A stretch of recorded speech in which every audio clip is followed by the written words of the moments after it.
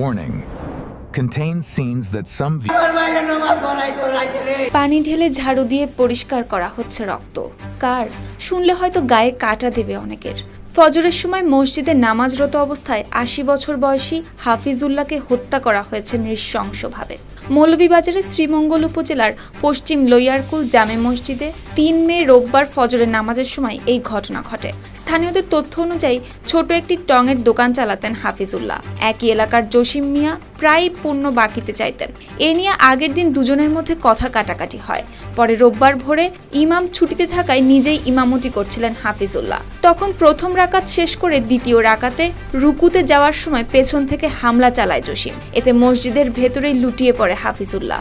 গুরুতর আহত অবস্থায় তাকে উদ্ধার করে হাসপাতালে নেওয়া হলে চিকিৎসক মৃত ঘোষণা করে তাকে। ঘটনার পরপরই পুলিশ অভিযান চালিয়ে অভিযুক্ত জসিম মিয়াকে গ্রেফতার করেছে। এ ঘটনায় আইনগত ব্যবস্থা নেওয়া হচ্ছেও বলে জানিয়েছে পুলিশ। News desk, RTV।